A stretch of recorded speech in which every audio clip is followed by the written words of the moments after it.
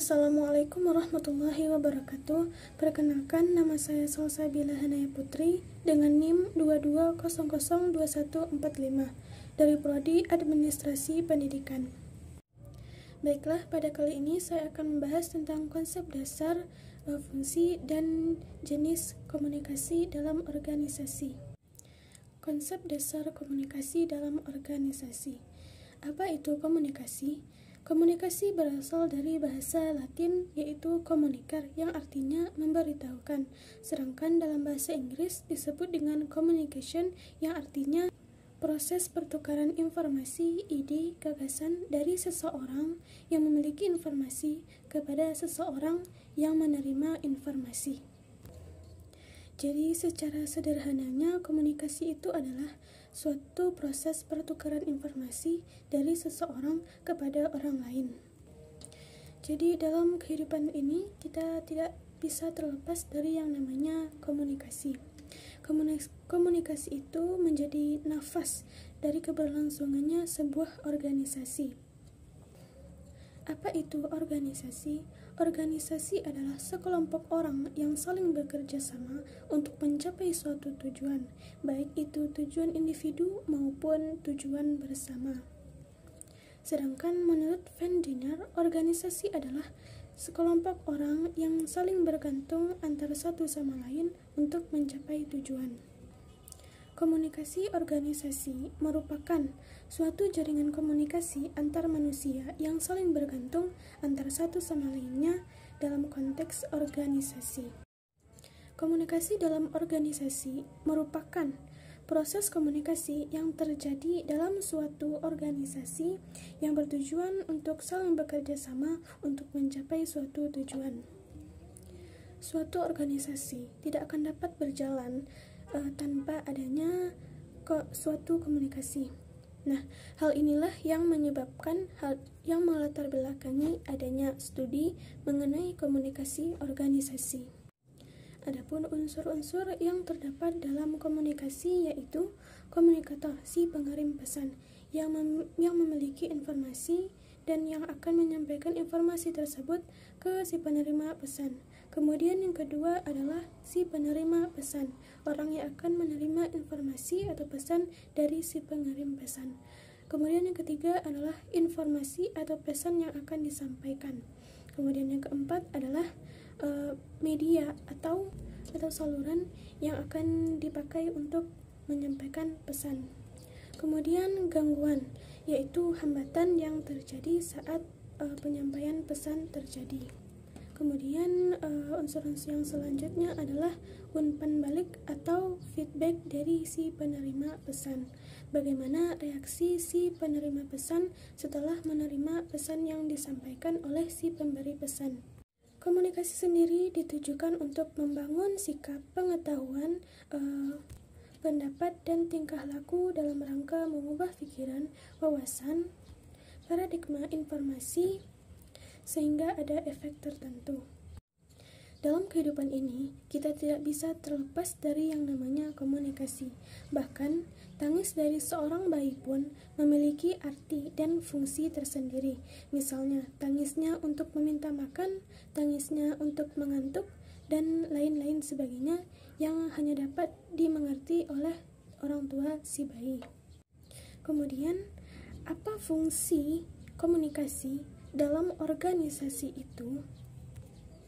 Fungsi komunikasi dalam organisasi itu ada 4. Yang pertama, fungsi informatif. Yang kedua, fungsi regulatif. Yang ketiga, fungsi persuasif. Dan yang keempat, fungsi integratif. Yang pertama, apa itu fungsi informatif? Fungsi informatif kata dasarnya adalah informative processing system atau sistem pemrosesan informasi. Bahwa organisasi itu bisa dipandang sebagai sistem yang bisa memproses informasi untuk bisa sampai kepada setiap individu, sehingga bisa dimaknai secara tepat dan benar dalam konsep yang sama, sehingga tidak terjadi kesalahpahaman dalam mengerjakan tugas dan tanggung jawab masing-masing orang-orang yang ada dalam organisasi. Kemudian yang kedua, fungsi regulatif. Kata dasarnya adalah regulasi, yang artinya itu berurusan dengan tatanan-tatanan dan aturan-aturan yang telah berlaku dalam organisasi. Fungsinya adalah bagaimana proses penyampaian informasi dalam organisasi dalam kaitannya untuk menyampaikan SOP, aturan-aturan yang mengikat yang berlaku dalam suatu organisasi, agar bisa sampai kepada setiap orang atau setiap orang yang bernyawa yang ada dalam organisasi, agar bisa memahami informasi, agar dapat berjalan sesuai rule yang sudah didesain, yang sudah dibuat, yang sudah direncanakan oleh lembaga secara keseluruhan, sehingga tanpa disadari setiap orang akan dapat berjalan bekerja berdasarkan aturan yang tertulis maupun yang tidak tertulis. Atasan-atasan atau orang-orang yang berada dalam struktural dalam konsep regulatif juga menjadi dasar karena mereka memiliki kewenangan dalam mengendalikan semua informasi yang disampaikan. Artinya, leadership atau orang yang memiliki kewenangan atau orang yang menjadi pemimpin adalah orang yang membuat kebijakan. Setiap yang keluar dari mulutnya kadang-kadang bisa menjadi sebuah kebijakan. Maka konsep dalam regulatif bagaimanapun disetujui ataupun tidak disetujui, jika itu keluar dari mulut seorang pemimpin dalam suatu organisasi, ketika kebijakan itu adalah sesuatu yang disampaikan oleh orang yang memiliki kewenangan, mau tidak mau ataupun suka ataupun tidak suka, harus diikuti oleh orang yang ada di bawahnya. Kemudian fungsi yang ketiga adalah fungsi integratif. Integratif adalah proses pembauran, proses adaptasi. Jadi seseorang menyatu ketika akan masuk ke dalam sebuah organisasi. Seseorang harus berbaur, apakah itu dengan aturan-aturan main yang ada dalam organisasi, ataupun dengan tata cara, ataupun dengan strategi yang sudah menjadi rule dari organisasi. Sehingga setiap organisasi dalam fungsi integratif selalu menyediakan saluran-saluran yang memungkinkan para pekerjanya atau orang-orang yang ada dalam organisasi untuk bisa melaksanakan tugas dan pekerjaannya dengan baik dan sesuai dengan rule yang telah ditetapkan. Pelaksanaan komunikasi dalam fungsi integratif dapat menumbuhkan keinginan setiap orang yang ada dalam organisasi untuk ikut memberikan partisipasi yang lebih besar terhadap organisasinya. Kemudian fungsi yang keempat adalah fungsi persuasif. Persuasif sendiri adalah artinya mengajak. Setiap pemimpin yang memiliki kewenangan biasanya yang memahami prinsip-prinsip dalam komunikasi akan lebih memanfaatkan fungsi persuasif untuk memudahkan penyampaian informasi agar bisa dilaksanakan sedemikian rupa daripada mengikuti garis perintah atau kewenangan. Biasanya melalui persuasif atau ajakan yang menggunakan rasa, menggunakan hubungan yang baik, biasanya akan lebih jauh didengarkan secara potensial, akan lebih memberikan pengaruh yang positif daripada hanya dengan secara prosedural. Dalam mengatur suatu organisasi, kekuasaan dan kewenangan biasanya tidak akan selalu membawa hasil yang sesuai dengan yang diharapkan. Karena secara psikologis tidak semua orang suka diperintah. Ada orang yang tidak suka diperintah. Biasanya seorang pemimpin yang jenius, yang rasa empatinya ada, biasanya akan diikuti setiap kewenangan, setiap garis perintah selalu akan dimanfaatkannya adalah garis-garis persuasif. Seorang pemimpin yang jenius yang memiliki rasa empati yang tinggi akan memilih menggunakan fungsi persuasif atau ajakan daripada fungsi yang hanya sekedar perintah yang tertulis. Dan biasanya cenderung konsep persuasif ini lebih berhasil ketimbang hanya bentuk perintah-perintah saja.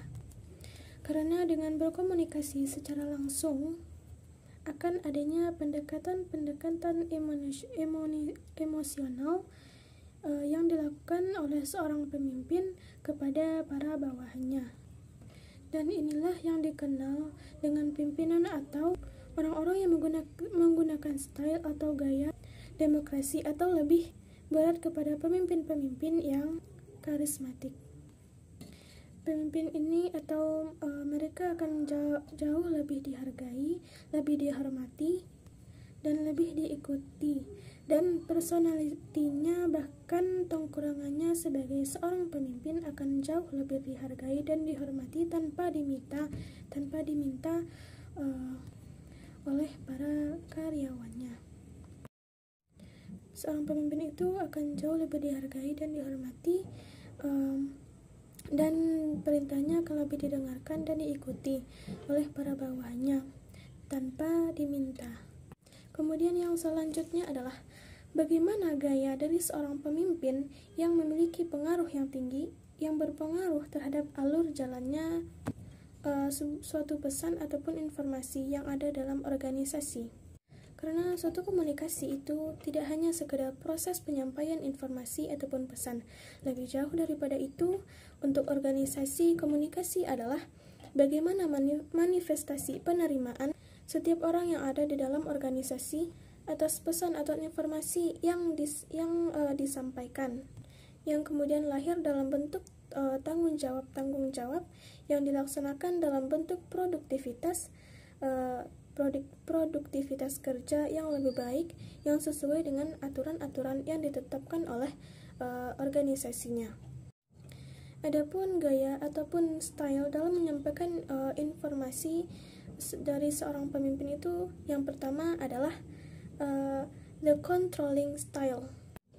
The controlling style sifatnya lebih mengendalikan, yang ditandai dengan adanya satu kehendak untuk membatasi ruang lingkup, untuk membatasi energi, bahkan bisa memaksa dan mengatur perilaku fisik, pikiran, dan tanggapan orang lain. Jadi jika seorang pemimpin menggunakan style the controlling ini, maka akan terjadi suatu proses kontrol yang luar biasa dengan sistem untuk membatasi para bawahan supaya sesuai dengan keinginannya. Style ini akan lebih memusatkan pada perhatian ke pengiriman pesannya, tidak pernah mengharapkan umpan balik atau feedback dari si penerima pesan. Kemudian style yang kedua adalah equalitarian style.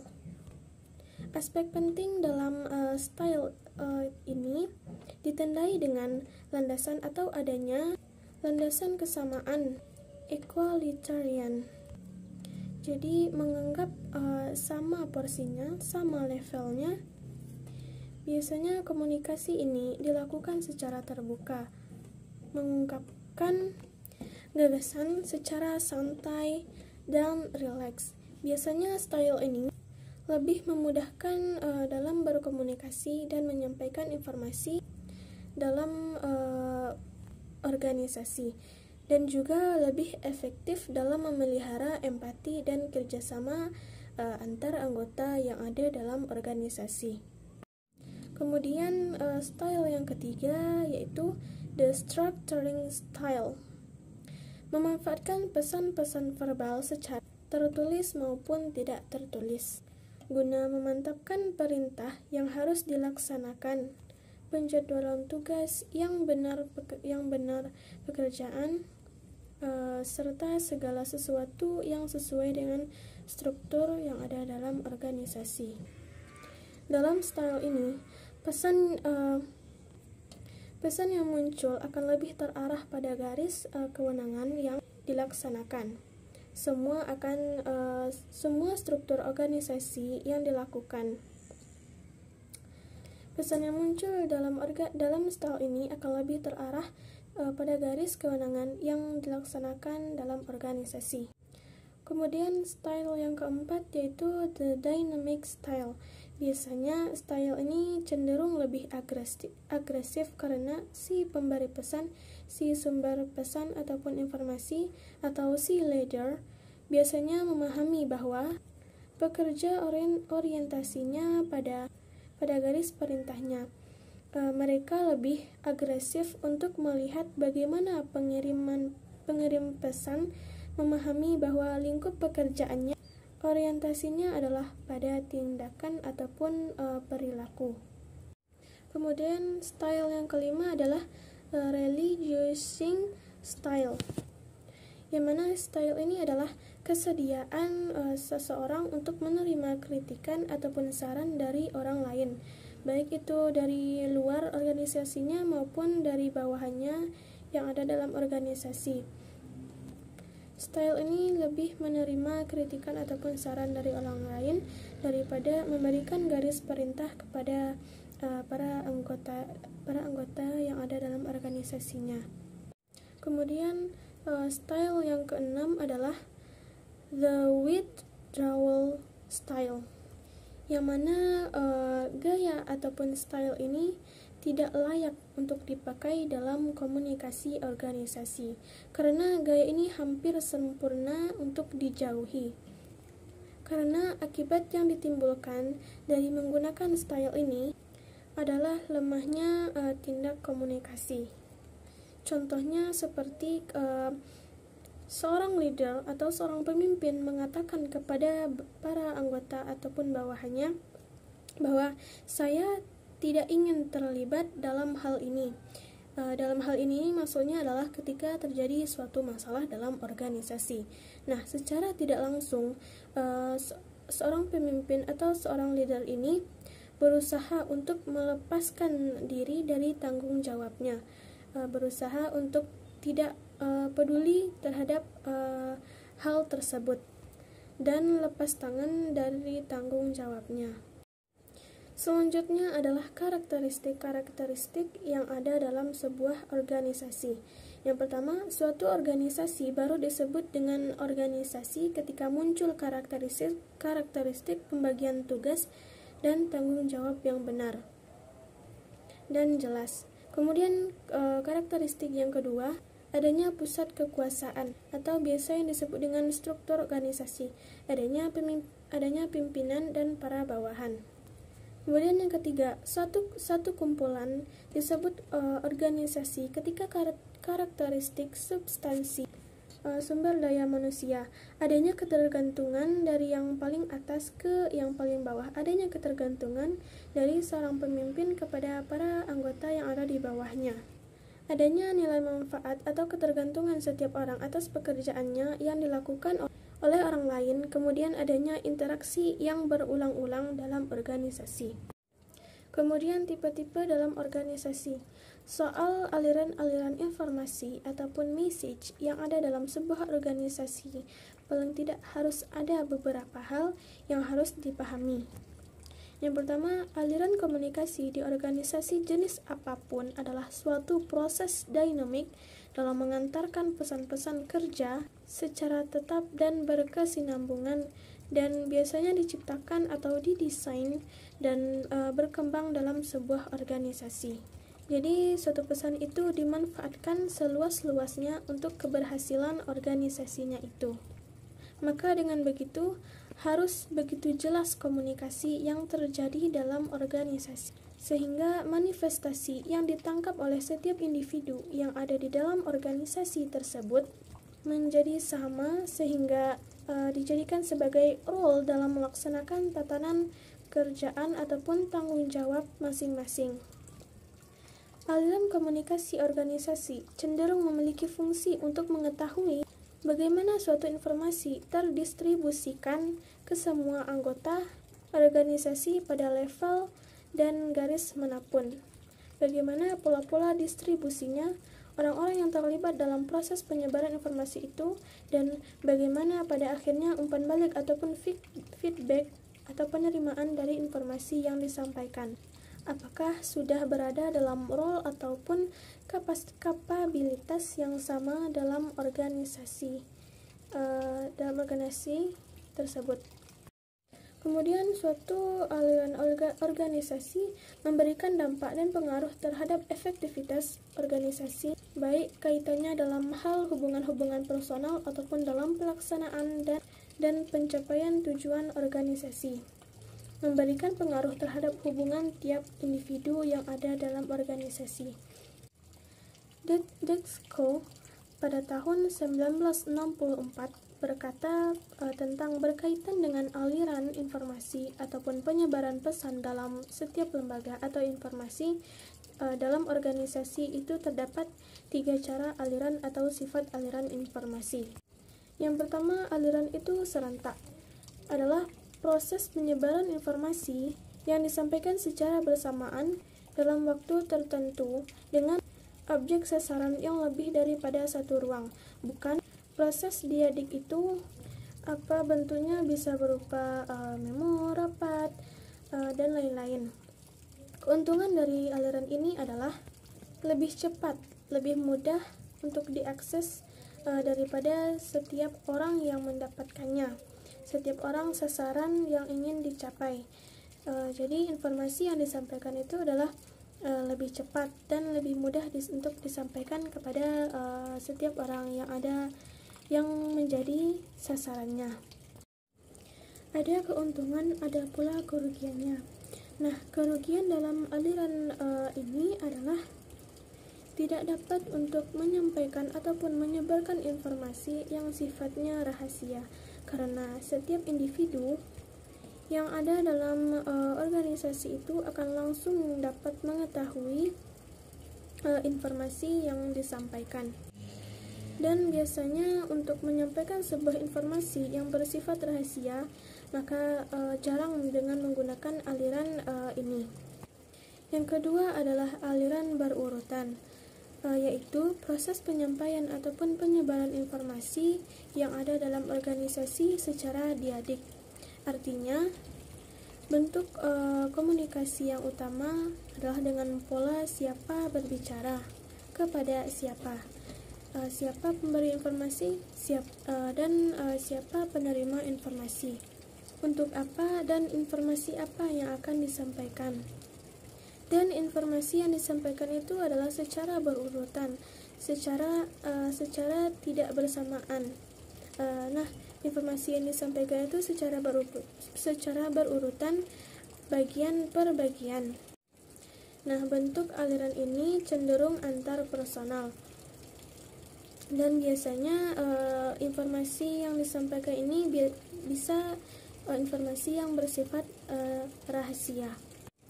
Keuntungan dengan menggunakan aliran berurutan ini adalah menjamin kerahasiaan informasinya lebih tinggi. Informasi lebih mendekatkan hubungan antar anggota karena secara personal harus diisi dengan harus saling kenal terlebih dahulu untuk bisa menyampaikan informasi. Seorang pemimpin harus mengetahui dulu dengan siapa dia berbicara sebelum informasi disampaikan kepada si penerima pesan. Kemudian yang ketiga adalah aliran serentak dan aliran berurutan, yaitu merupakan perpaduan ataupun kombinasi antara pola aliran yang telah dibahas tadi. Nah, untuk aliran ini kita harus bisa menggunakannya secara tepat dan kapan serta di mana untuk menggunakan aliran ini. Itulah yang dapat saya sampaikan dalam konsep dasar, fungsi, dan tujuan komunikasi dalam organisasi. Sekian yang dapat saya sampaikan. Mohon maaf apabila ada kesalahan dan kekurangan.